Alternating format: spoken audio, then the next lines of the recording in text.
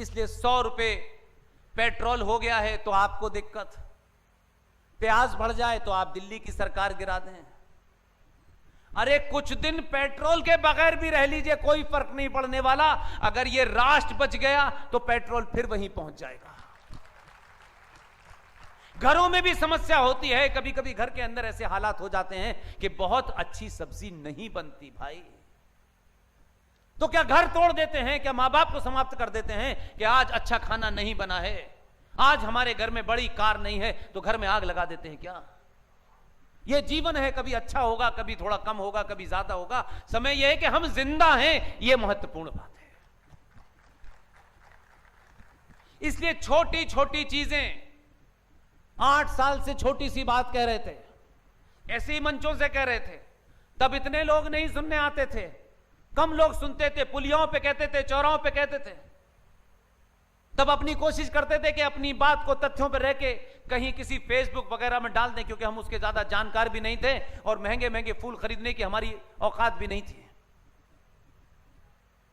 तब हमने कहा कि 14 नवंबर को भारत के प्रधानमंत्री का जन्मदिन है, होना चाहिए,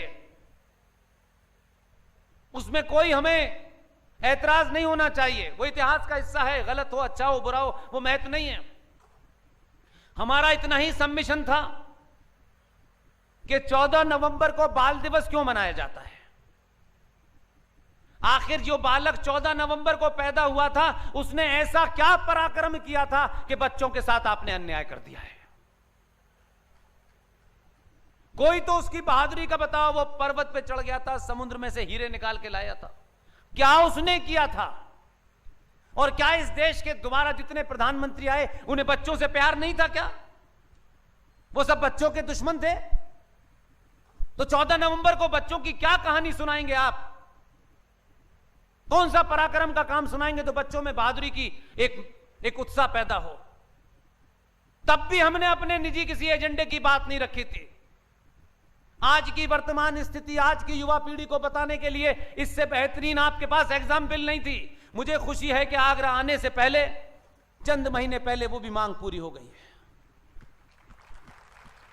इसलिए मांग वो रखिए जिससे राष्ट्र की पहचान, उसका उत्साह, उसका मनोबल, उसका पुरुषार्थ जगे। हमने तब भी कहा था कि आप कुछ मत करिए, बाल दिवस मनाना है तो किसी ऐसे पुरुषार्थी की कहानी सुनाइए और आज की पीढ़ी को प्रेरणा मिले, और आज की बीवी जो पीढ़ी है जो ये समझती है कि वो भी तो अच्छे हैं। तब हमने कहा कि गुरु गोविंद सिंह के 4 पुत्र थे, 2 पुत्रों को चमकौर के युद्ध में मुगलों ने धोखे से मार दिया। 2 उनके पुत्र थे, साहबजादा जोरावर सिंह 6 साल और साहबजादा फतेह सिंह 9 साल। इस्लामिक आतंकी ने, उस बर्बर शहंशाह ने 6 साल के और 9 साल के बच्चों के सामने कहा कि अपना धर्म परिवर्तन कर लो, मत परिवर्तन कर लो, तुम्हें जान बख्श दी जाएगी। ये कहानी आपके बच्चों को सुनने को मिलेगी तो आप सोचिए उन बच्चों के अंदर कौन पैदा होगा। दोनों बच्चों ने आंख में आंख डालकर वजीर खान से कहा कि बाहे गुरु के अलावा किसी को नहीं मानूंगा। उन दोनों को जिंदा दीवार में चिनवा दिया गया, दोनों की मौत हो गई। यह खबर उन बच्चों की दादी गुर्जरी देवी को जब पता चली तो हादसे में उनका देहांत हो गया। हमने कहा बच्चों को यह बताना है, और आज ये कन्वर्जन का जो एजेंडा पूरी दुनिया में चल रहा है और लोग कहते हैं इससे क्या हो गया, ये अच्छे हैं, ये बुरे हैं, ये कन्वर्जन की बीमारी 200-300 साल पुरानी है।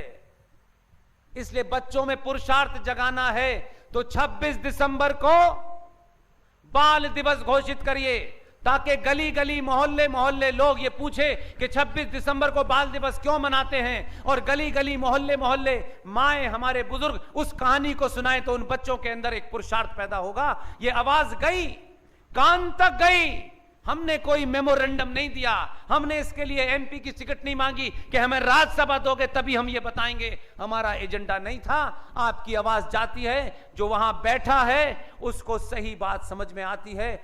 2 महीने पहले उसने ये घोषणा की कि अब से 26 दिसंबर को बाल वीर दिवस मनाया जाएगा। इसमें कोई मुद्दा ऐसा नहीं है जो हमारे निजी हित का हो। इसलिए मुद्दों को, ऐसे मुद्दों को उठाइए जो आने वाली पीढ़ियां, आप रहे न रहें, कम से कम कमजोर और डरपोक नहीं पैदा होंगी।